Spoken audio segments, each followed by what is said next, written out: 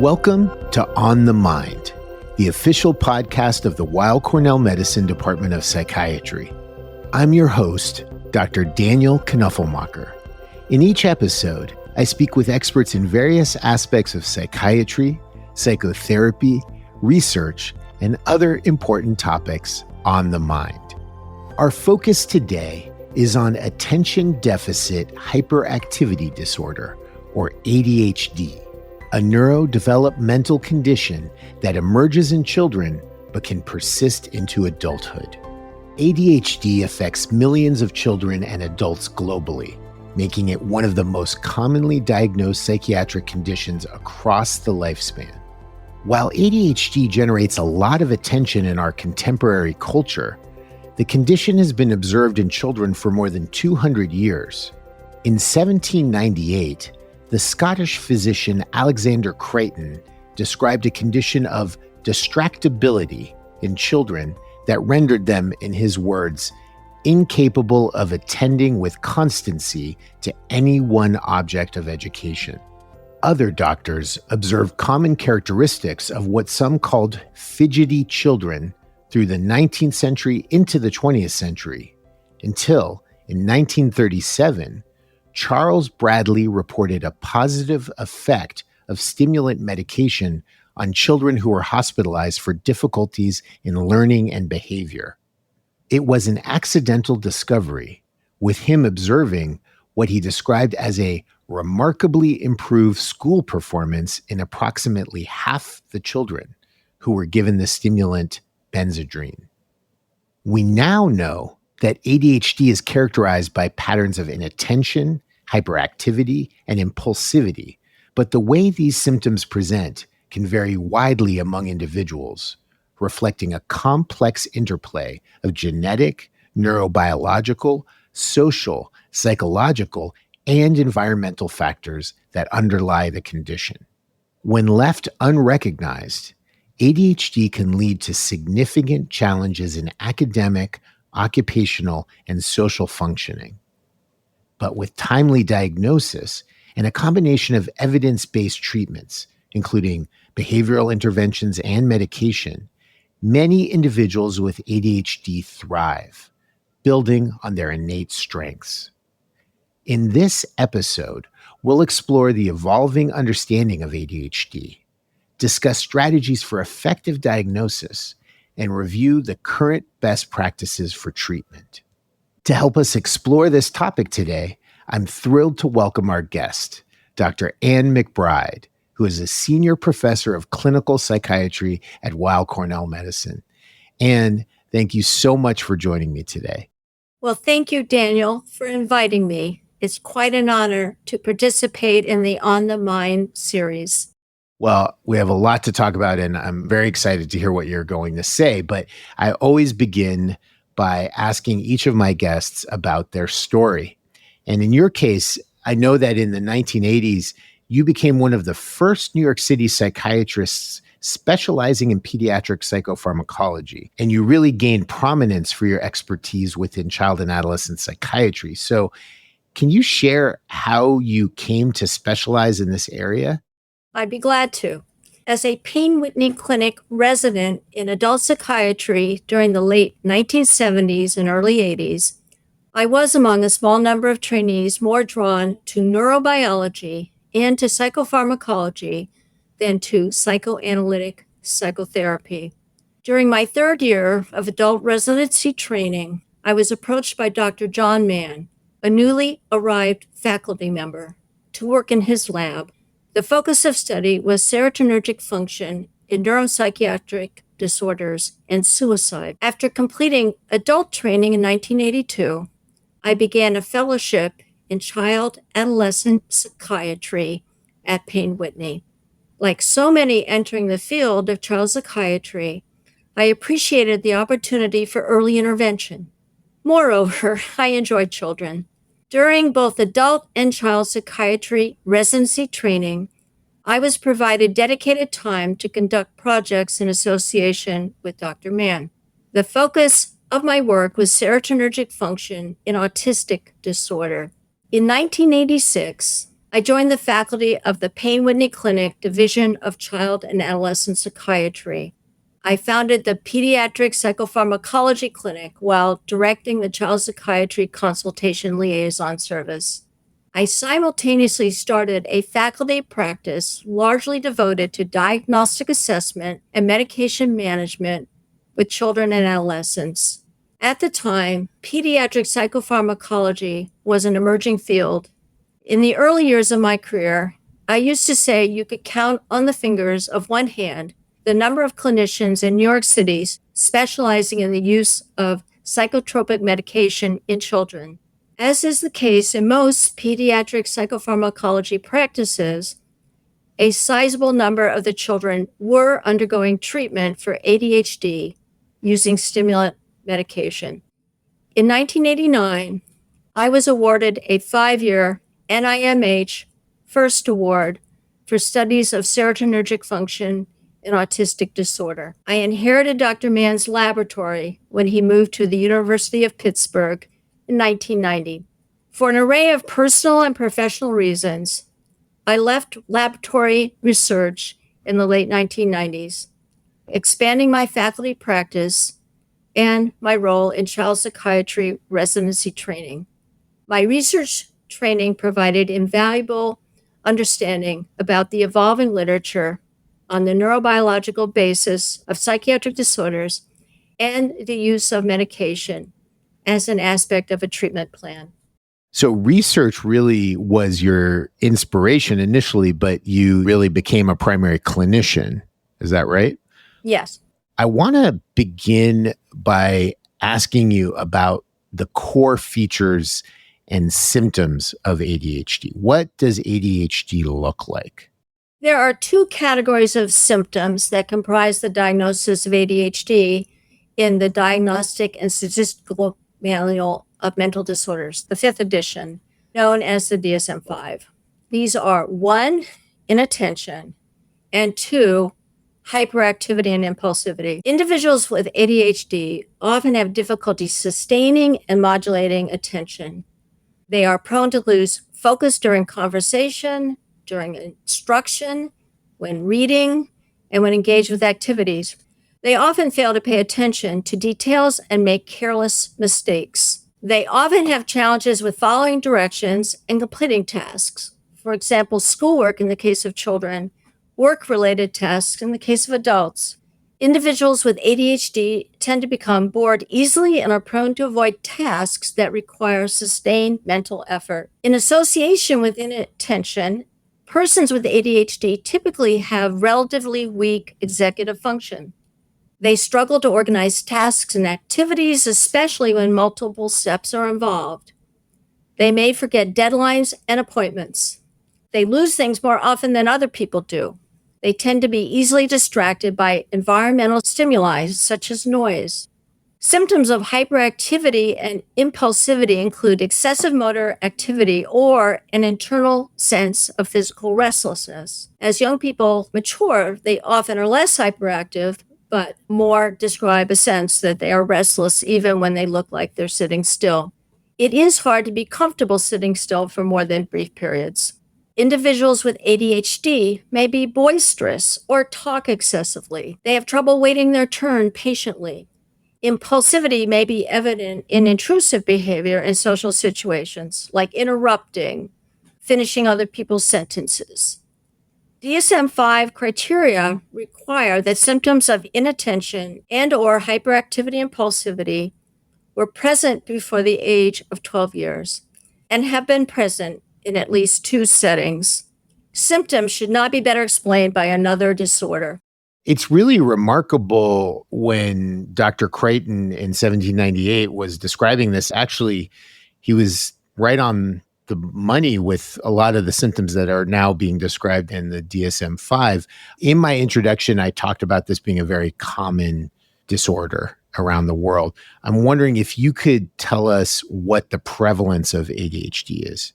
The reported prevalence of ADHD in the U.S. has shifted over time. When I took the Child Psychiatry Board exam in 1983, the expected answer was 3 to 5%. The DSM-5 published in 2013, cites population surveys suggesting ADHD is found in most cultures at a rate of about 5% in children and 2.5% in adults. However, in 2024, the CDC reported that 11.4% of U.S. children under age 18 years carry a diagnosis of ADHD. The figure was 15% for adolescents. ADHD is more common in boys than in girls, currently with 2 boys for every girl. So it's interesting. You're talking about the prevalence and there being some questions around this and how there's a really high prevalence found in adolescents. And I think this brings up a question that is true with many psychiatric diagnoses. And it's whether this is a distinct neurobiologically based disorder or a condition that is part of a continuum of attentional and executive functioning within a general population that's basically just trying to deal with the demands of our modern society. So that when we look at that percentage, if the way that the expectations were set up, let's say for adolescents, if they were different, then maybe that percentage would be different. So I'm wondering how you conceptualize ADHD in these terms. It has long been my belief that symptoms of ADHD are on a continuum with typical attentional and executive functioning, but where issues with modulating and sustaining attention, with regulating one's impulses and motor activity, cause challenges managing in the modern world. It is likely that the person meeting criteria for ADHD had an advantage back when humans lived in the wild and hunted and gathered for their food. It was adaptive to rapidly shift focus to every noise and movement in the brush, to be physically active, ready to pounce. However, in our classroom-based education system, students are expected to sit quietly for hours and to maintain focus on a single subject, person, or activity for an extended period. They are expected to remain focused even when the material is boring or requires extensive rote memorization. It is absolutely the case that a person's level of ADHD symptoms varies with the environment and with the demands. Many children show fewer symptoms of ADHD outside of academic settings and activities. It is common for adults to describe a significant reduction in symptoms once they have the freedom to study subjects of interest or they have landed jobs that speak to their interests and strengths. What defines ADHD, to my mind, is the magnitude, the severity of challenges related to attention, impulse control, motor activity, and executive function.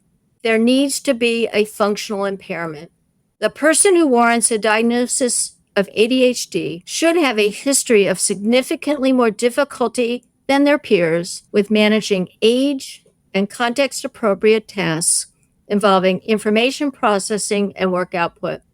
Impairments may vary significantly by setting or by phase of life, but should be sufficient that the individual has suffered from persistent challenges with educational achievement, establishing and maintaining peer friendships, and or appropriately managing activities of daily living. The foregoing said, it remains an open question what neurobiological factors render a person more likely to struggle with attention and executive function than most individuals in the general population. So, Anne, I'm wondering how you think about this estimated prevalence that you described and how it corresponds with the actual amount of diagnosis and treatment of ADHD in the US. In other words, do you have a sense of whether there's overdiagnosis and or underdiagnosis of this condition in children generally? Historically, there was likely underdiagnosis of ADHD in children.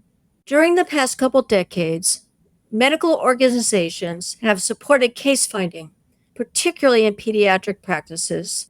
It is now common for children and or their parents to complete ADHD screening questionnaires. such as the Connors, the Vanderbilt, the SNAP, at their annual physical exams. Educators are more aware of ADHD as a potential contributing factor to students' academic and behavioral challenges. So there are legitimate reasons for the rising prevalence of ADHD. This said, there is currently an appearance of overdiagnosis among adolescents and young adults. The diagnosis is sometimes sought with the goal of obtaining extended time on classroom tests or college entrance exams. Stimulant abuse is likely common on college campuses. Several of my patients have commented that just about everyone in their dorm has a prescription for a stimulant medication. It is common for students to snort ground up, what are called little blue pills, at parties. There may be an increase in medical practitioners who overprescribe stimulant medication as an aspect of their business model. I believe such practice was uncommon before the advent of wide-scale telemedicine.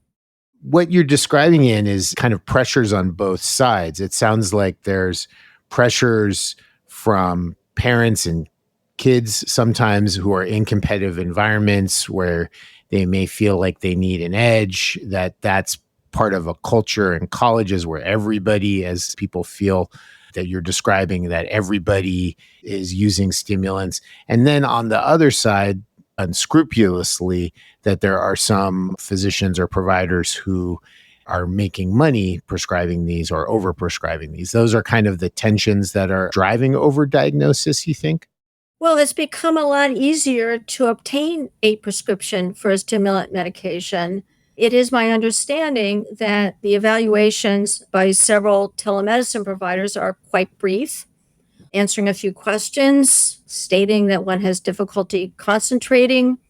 I don't think this was so common before the telemedicine era went into effect during the pandemic, although I was aware in past decades of a very small number of prescribers who are very quick to give a stimulant prescription.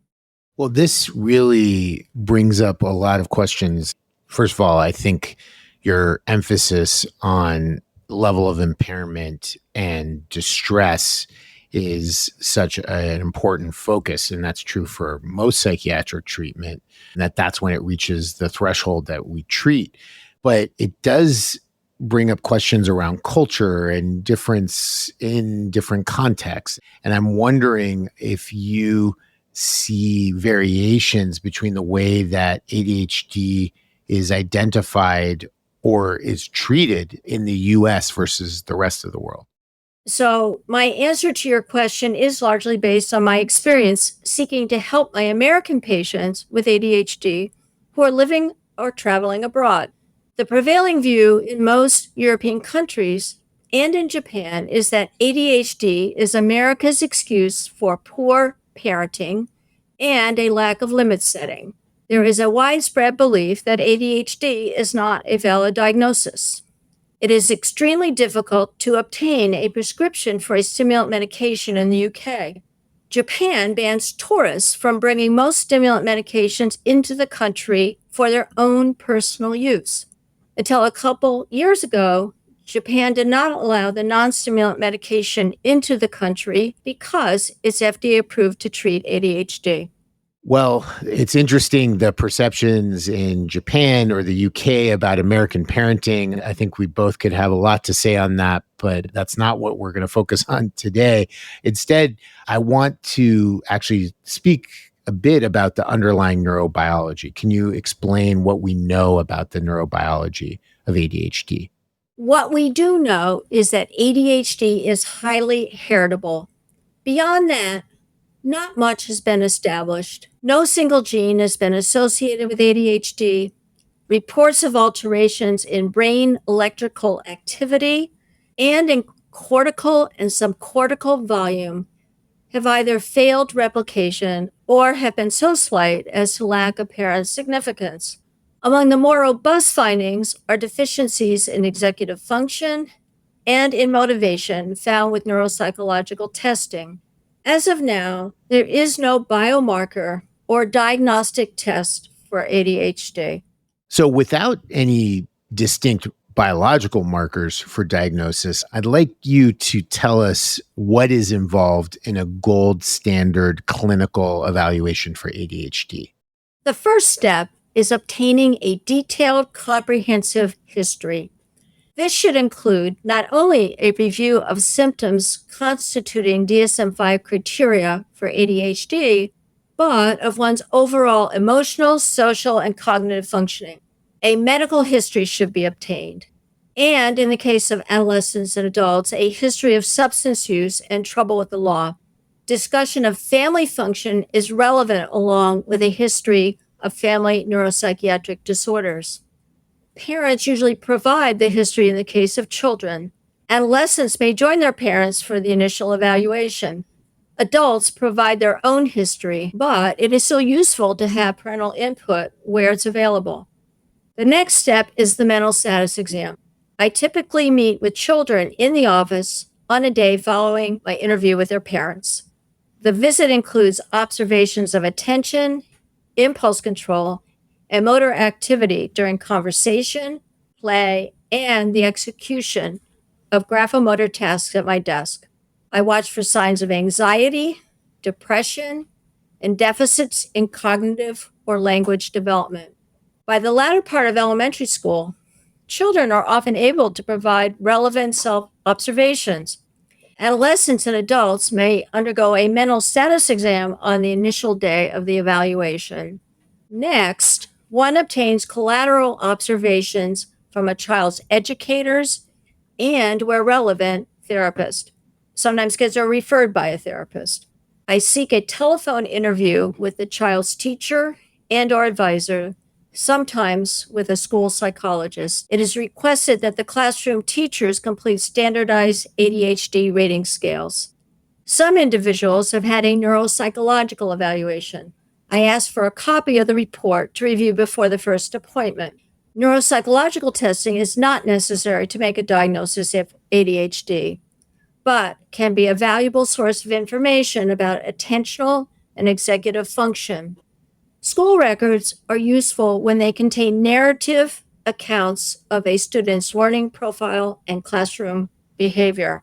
The final step in a gold standard evaluation is the feedback visit, during which the clinician provides a diagnostic impression and options for intervention. Adolescents often join their parents for the feedback visit. Potential interventions include educational support, social skills training, parent management training, individual psychotherapy for anxiety and/or other comorbidities, as well as medication FDA approved to treat ADHD. Patients and their parents benefit from discussion of the nature of ADHD and what to expect over time. An appointment may be made for follow-up care if the patient and/or family wish to proceed.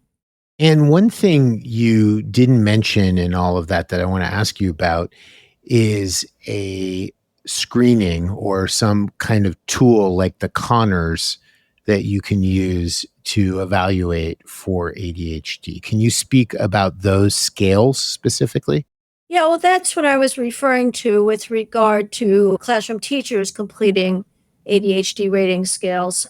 Parents also will complete them. In my evaluation, though, I find that what the parents have to say in describing their child is far more informative than the checklists. People fill out these checklists in different manner. If you obtain Conners rating scales from high school teachers, usually it's about 5 academic subjects, the results often come back quite discrepant.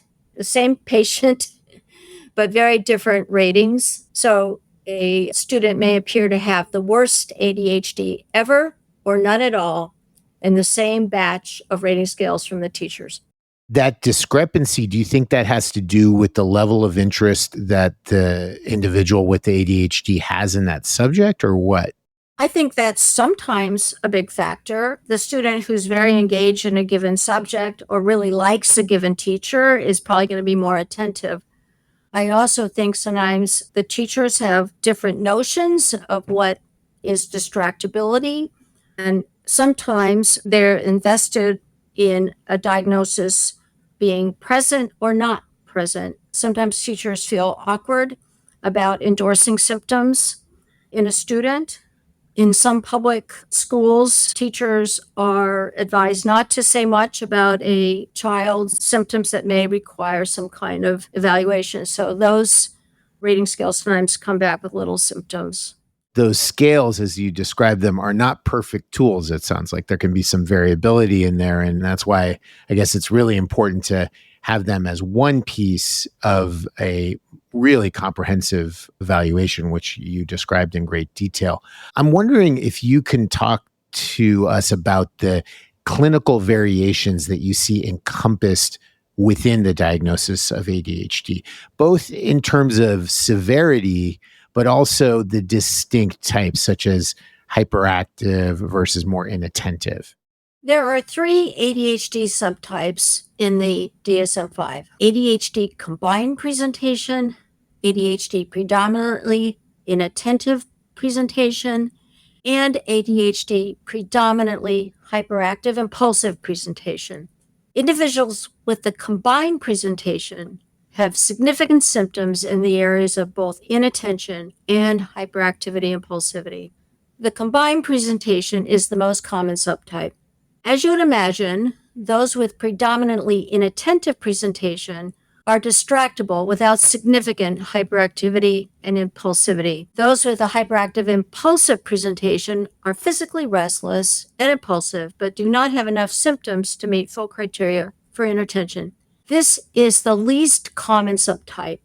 I have encountered this subtype mostly in little boys where there is not much demand for sustained attention yet. There is a 4th ADHD category, ADHD unspecified, for individuals who have significant ADHD symptoms, but who do not have enough symptoms to meet full criteria for any of the 3 primary subtypes. It is worth noting, it is not uncommon for a person to move from one subtype to another over the course of time. For example, a hyperactive child may present as predominantly inattentive in late adolescence. With each subtype, there is a wide range in symptom severity.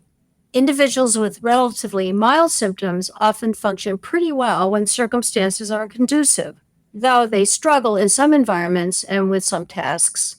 In its most severe form, ADHD is very debilitating.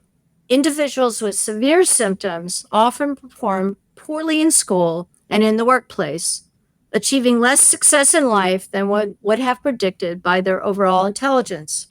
Distractibility, impaired executive function, and impulsivity often negatively impact their social relationships as well as their economic stability. Thank you for going through the differences in severity and types. I'm curious how, if at all, you see this tracking on differences between boys and girls who have ADHD. Girls are significantly more likely than boys to have predominantly inattentive presentation. It is thought the inattentive presentation is the most common form in girls. However, the combined presentation is frequently found in girls as well as in boys.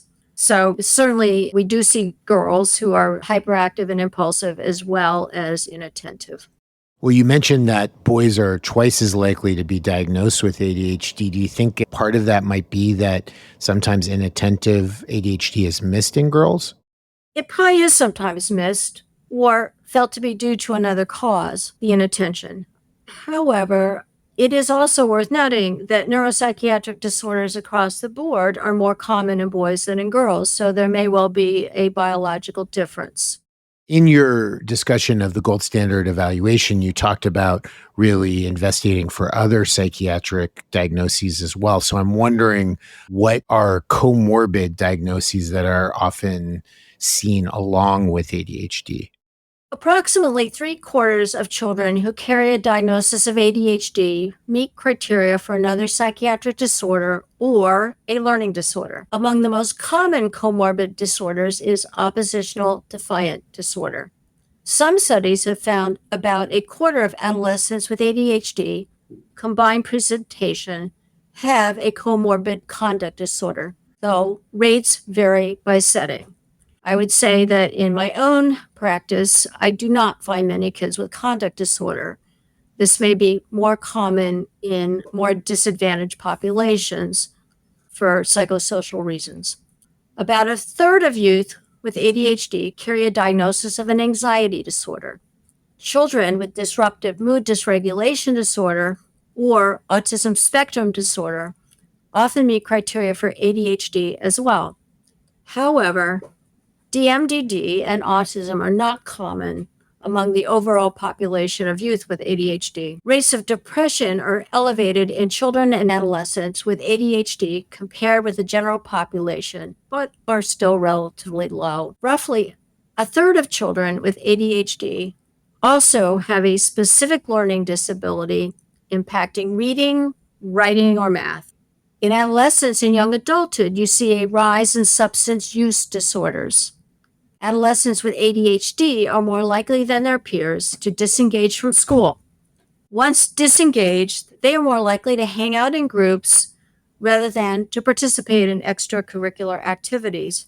This is a setup for use of recreational substances.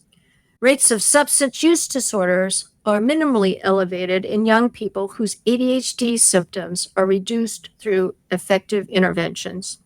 You mentioned evaluating for depression and anxiety, and with both of those are disorders which can impact someone's concentration and attention. So I'm wondering what diagnoses can be confused with ADHD when someone's being evaluated.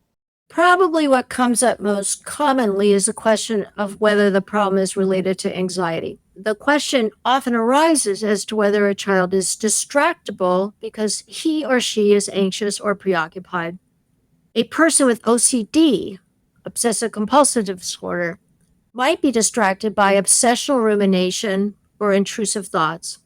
Individuals who develop bipolar disorder in adolescence or young adulthood often presented as meeting criteria for ADHD combined presentation in childhood. And there is a significant overlap between the symptoms of ADHD and mania. Major depression is uncommon in children before puberty, but certainly does present during adolescence. In evaluating whether or not distractibility is more related to depression, we are really conducting an assessment for depression. People under the influence of a substance may have disturbances in their cognitive function and/or their capacity for self-regulation. Developmental language disorders impact information processing, especially with oral communication. A comprehensive history and in-depth mental status exam tend to clarify the differential diagnosis when you're doing an evaluation. We've talked a lot about evaluation. I want to turn to treatment, specifically medications. Stimulants are the first line when it comes to medications for ADHD. I'm curious, what percentage of patients you're treating for this diagnosis receive stimulants? There are patients who do not tolerate stimulant medication due to side effects. Stimulants may exacerbate anxiety or obsessive compulsive symptoms. Their effects on focus are not selective. If a person is preoccupied with a concern, he or she may hyperfocus on the concern while on a stimulant. The success rate with stimulant medications is no more than about 80%, even following trials of multiple products. Thus, about 15% of my ADHD patients are taking a non-stimulant medication, FDA approved for ADHD, sometimes in combination with a stimulant, seeking greater symptom relief. Where a range of medications have not proven effective or well tolerated, the focus of treatment is non-pharmacologic. For example, executive function coaching or parent management training. Can you walk us through the various stimulant medications, distinguishing between the mechanisms and the other differences, specifically between amphetamine options versus methylphenidate formulations? And I'm curious what leads you to choose one over the other. There are only 2 active compounds among the dozens of brand and generic stimulant products currently on the market. These 2 compounds are amphetamine and methylphenidate. Amphetamine and methylphenidate are close cousins with highly similar benefits and potential side effects. As a rule of thumb, about 50% of individuals with ADHD will respond favorably to both amphetamine and to methylphenidate. About 15 to 20% will respond better to amphetamine. And then again, about 15 to 20% will respond better to methylphenidate.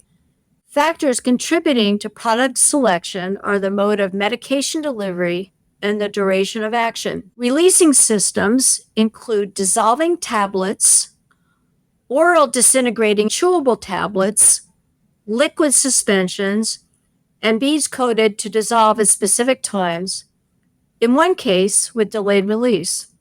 There are also osmotic pumps, enzyme-controlled prodrugs, and a patch. Among the various releasing systems are short-acting immediate release options, delivering active medication for about 4 hours, and long-acting options, delivering medication for as long as 16 hours with a single dose. Most products are a 50-50 mixture of D and L mirror image molecules. There are a few products where the L molecule, which has little benefit and more side effects, has been removed during manufacture. In the absence of a strong family history of stimulant response, it is often a toss-up as to whether to start with an amphetamine or a methylphenidate product. In the case of young children, it is generally necessary to use a product that does not require them to swallow an intact pill. Some products are less susceptible to misuse. For example, products using osmotic releasing systems cannot be ground into a powder for snorting. Enzyme-controlled prodrugs only release stimulant in the gastrointestinal tract. The relatively are a good choice for adolescents and adults who may be prone to use recreational drugs. Duration of action is an important consideration in choosing a product. Unfortunately, increasingly, insurance formularies are a big factor in medication selection. You mentioned that there's variation in duration of action with the different formulations. Can you describe how you choose among these options? A starting point is the time frame for which medication benefit is sought. It is desirable to cover a full school day with one early morning dose in the case of youth in grades K through 12. Sustained release products eliminate the inconvenient trip to the nurse at lunchtime.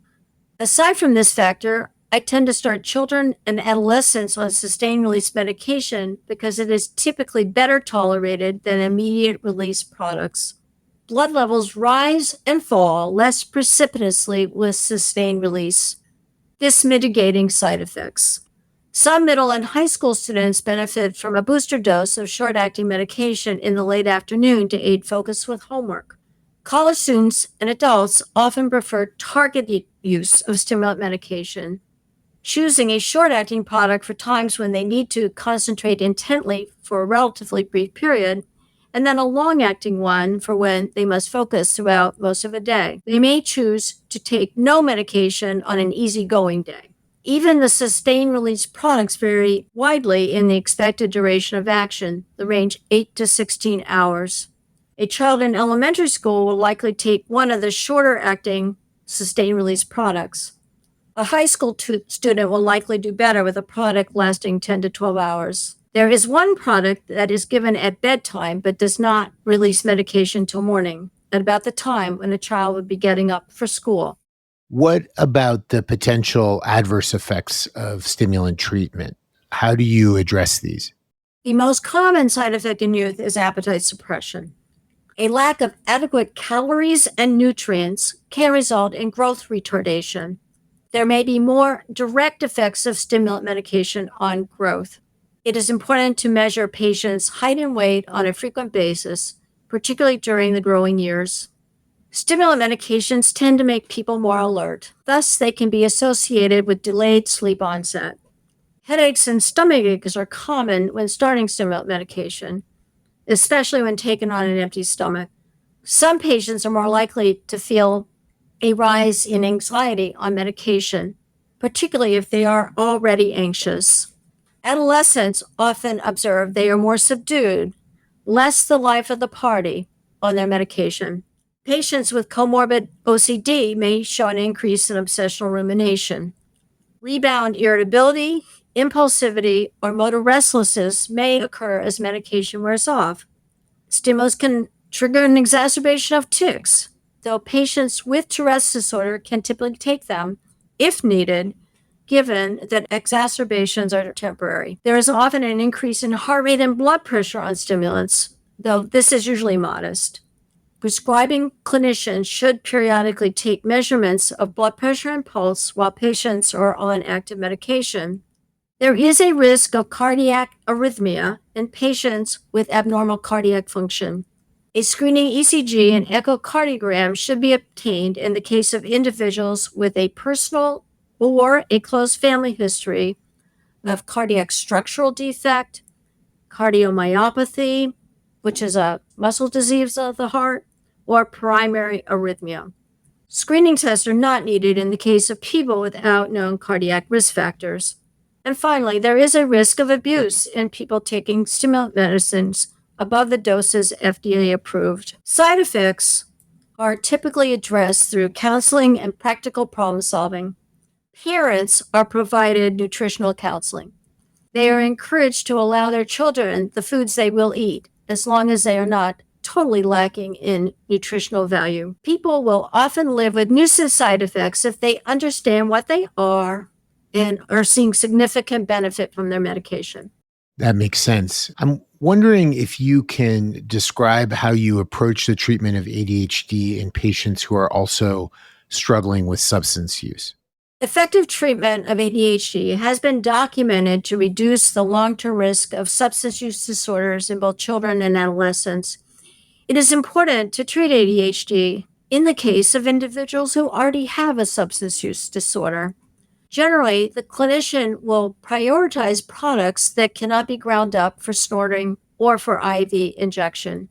Examples are brand Concerta, which has an osmotic releasing system, and Vyvanse, which is a prodrug, amphetamine released through enzymatic action in the gastrointestinal tract. In the case of serious substance abuse, it is best for the patient to receive treatment with a psychiatrist with specialty training in substance use disorders. I have referred a few of my patients to a colleague with substance use training with a recognition I do not have the expertise to optimally manage the patient's care.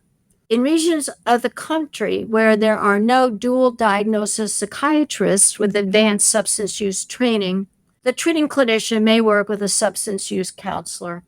What about non-stimulant medication options? And can you tell us about the clinical scenarios when you tend to choose them? There are 4 non-stimulant medications FDA approved to treat ADHD in children and an additional one for adults. Alpha-2 adrenergic receptor agonists include sustained-release clonidine, the brand name is Capve, and sustained-release guanfacine, brand name Intuniv. Selective norepinephrine reuptake inhibitors include atomoxetine, the brand name Strattera, and viloxazine, the brand name Quellbri. Bupropion, which is brand name Wellbutrin, an aminoketone, is approved only for adults. Overall, stimulant medications are more effective in treating ADHD than non-stimulant alternatives. But there are circumstances where non-stimulants may be the better choice. Sustained-release guanfacine may work out well in patients with Tourette's disorder because it tends to reduce tics as well as ADHD symptoms. Stimulants sometimes increase irritability in children who are highly emotionally reactive. And as we discussed, they can exacerbate obsessional symptoms in OCD. Thus, one might choose a non-stimulant at the outset of treatment. People with a substance use disorder may be prescribed a non-stimulant to decrease the odds of stimulant misuse or diversion. Non-stimulants are an alternative for patients who did not tolerate stimulants or where stimulants were ineffective in reducing ADHD symptoms. They are used as augmenting agents in patients with a partial response to stimulant medication, but where there are still significant residual ADHD symptoms. Sometimes parents of children and adult patients are uncomfortable with the idea of taking a controlled substance the stimulants are controlled substances, and thus they may prefer the option of a non-stimulant. Can you describe the non-pharmacological treatments for ADHD? At the outset of treatment for ADHD, medication alone is rarely a sufficient intervention. By the time students come to medical attention, their academic performance is often below their perceived potential. They may benefit from tutoring to fill in holes in their academic skills or their fund of knowledge.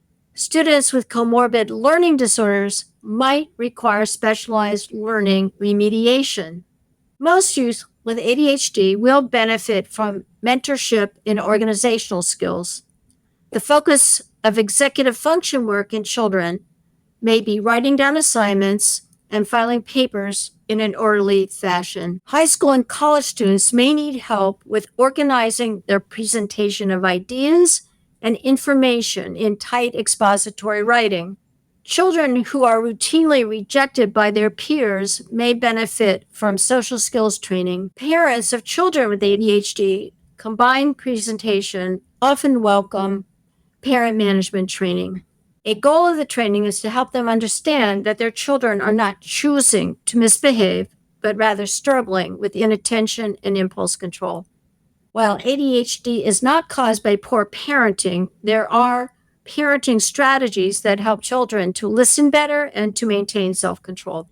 Our own Dr. Andrea Temkin has developed a 10-session parent management training protocol specifically for parents of children with ADHD. Other forms of intervention may be warranted for comorbid mental disorders. You mentioned there the psychological impact that ADHD can have on kids, and I'm wondering if you could speak more about that, how untreated ADHD impacts children's psychological development and their self-esteem. The impact will vary in association with symptom severity. This said, self-esteem and self-confidence progressively decline when children experience persistent academic stress, rejection by their peers, and/or accusations of being lazy and irresponsible. They often give up on school if they lack the skills and/or the fund of knowledge to be successful with the next grade level. This is often an issue even following a positive medication response if academic challenges have not been sufficiently addressed. Academic disengagement and failure are a setup for not only anxiety, despondency, and low self-esteem, but for conduct problems and substance use. Parent-child conflict is more common when youth are performing poorly in school, oppositional, and slow to launch. I want to turn to adults with ADHD. What percentage of children diagnosed with ADHD continue to have persistent symptoms in adulthood? Longitudinal studies assessing the persistence of childhood ADHD into adulthood have produced widely varied rates. According to the National Library of Medicine at NIH, persistent rates vary from 5 to 75%. It is fair to say that a significant proportion of patients have residual symptoms even if they no longer meet full DSM-5 criteria for ADHD. Older adolescents and young adults often experience some easing of their childhood symptoms. A common scenario is that overt signs of physical overactivity decline, though an internal experience of restlessness persists. Adults have more discretion than school-age children over the type of work they do. Those who acquire work in line with their talents and interests often find they sustain focus well enough without medication. It helps there is typically less need to rapidly master new information than when in school. Executive function tends to improve in most individuals as the brain matures. People learn ways to organize themselves, to cope with forgetfulness. However, persistent deficits in executive function may have greater impact as demands for independent, efficient, and organized work output increase. A relatively small number of patients may continue to exhibit severe ADHD symptoms into adulthood. Functional consequences include reduced educational and vocational achievement, difficulties managing activities of daily living, low self-esteem, impaired social functioning, mental health comorbidities, and importantly, reduced satisfaction in life. It's interesting. In my practice, I actually encounter adults, because I'm an adult psychiatrist, who have children that were diagnosed with ADHD. They go through an evaluation and discussions with a psychiatrist like you, speaking about their children's ADHD, and then suddenly think about their own childhood and the difficulties they had in school and the difficulties that they continue to have in work, and wonder about whether they still meet the criteria for an ADHD diagnosis as an adult. So I'm wondering how you approach making this diagnosis in an adult. I know you mostly see children, but when you're evaluating for an adult, what are the differences? It is harder to have confidence that a diagnosis of ADHD is warranted in the case of an adult without a documented childhood history of ADHD. We are often in the position of having to make judgments based predominantly on the patient's account. In the case of children, we typically obtain permission for contact with school to obtain collateral. It would be highly unusual to call an adult's employer. I will ask younger adults if they are willing to have a parent participate in the consultation to provide a childhood developmental history. School records are occasionally useful, but really only if they have narrative comments. I would say it is particularly important to take a comprehensive psychiatric history during the course of the consultation. It is common for adults who believe they have ADHD to instead meet criteria for mood, anxiety, autism spectrums, substance use, and learning disorders. If more information is needed, neuropsychological testing may prove helpful in assessing focus and executive function. There's the problem of adults seeking stimulant prescriptions for misuse and diversion. State-controlled substance prescription registries help spot these individuals. I'll say that anecdotally, with adults who have taken stimulants, it's a question, I guess, whether they would meet the criteria for ADHD as an adult. But I've seen people who I've encountered that have received these prescriptions, and they talk about the benefit. They talk about how they're focusing better at work, their attention is better, they actually feel calmer or have less stress. Question is that just a lifestyle improvement by taking the medication, or are we really treating ADHD? Do you have any thoughts on that? I think it's important to recognize that stimulants help focus in most individuals. Research was done decades ago that showed stimulants increase focus in both children and adults with and without ADHD. So the effect of the stimulant medication is not particularly selective. Giving a person a stimulant medication is not a diagnostic test as to whether or not they have ADHD. I think the question you're posing, Daniel, is whether we should not be so strict about the criteria for ADHD and prescribing stimulant medications.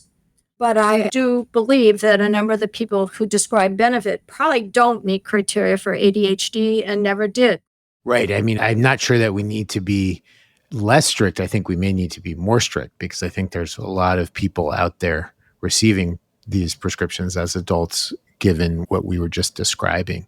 I want to ask you two last questions. The first is, what are the most common misconceptions about ADHD that you observe? The most common misconception is that youth with ADHD are lazy and irresponsible, that they do not want to put out the effort to do their work and to achieve, that they just want to have fun. They just want to play video games or hang out. Another common misconception is that they misbehave on purpose to upset their parents and teachers. A third is that ADHD is a product of poor parenting. Let me end with one last question. What are some of the most useful tips you give to parents whose children are being treated for ADHD? A good starting point is helping parents to understand the nature of ADHD, to have a better grasp of why their children struggle and behave as they do. Parents benefit from coaching on selective attention, giving effective instructions, establishing routines, de-escalating conflict, and developing point systems to encourage age-appropriate behavior. It is important to share at the outset of treatment that most children with ADHD will show improvement with adherence to a well-conceived, individualized treatment plan. I often speak to the fact I have been in practice long enough to see children pass well into adulthood. Most are doing well, vocationally and socially. For most of the adults I continue to follow, medication is used on a targeted basis, mostly in the workplace. The adult patients generally are quite good at knowing when to use medication and when it is not necessary. It's been one of the real pleasures of my work to follow patients from child into adulthood and see how things turn out. Well, I think that's the perfect place for us to end, because with all the controversy about ADHD, hearing about your experience as someone who's been doing this for decades and being able to track people into adulthood and seeing how their self-esteem was developed, how they thrived as adults with this treatment, I think is really important to emphasize. So thank you so much for coming on the podcast today. I'm just grateful to have someone with your long-term clinical experience and your deep psychopharmacological knowledge to cover the ins and outs of ADHD. This is a topic in psychiatry which really can be controversial and I think sometimes misunderstood. So it was a pleasure delving into this with you. Thank you again so much. Well, thank you, Daniel, so much for inviting me to participate in the On the Mind series. It was a lot of fun. Well, it was fun talking to you. And I also want to thank all who listened to this episode of On the Mind, the official podcast of the Weill Cornell Medicine Department of Psychiatry. Our podcast is available on many major audio streaming platforms, including Spotify, Apple Podcasts, YouTube, iHeartRadio, and others. If you like what you heard today, please do give us a rating. They help others learn about us. And be sure to subscribe so you can stay up to date with all of our latest episodes. If you have any friends who you think might enjoy listening, tell them about us. We could use your help getting the word out. We'll be back again next month with another episode. Until then, wishing you good health in body and mind.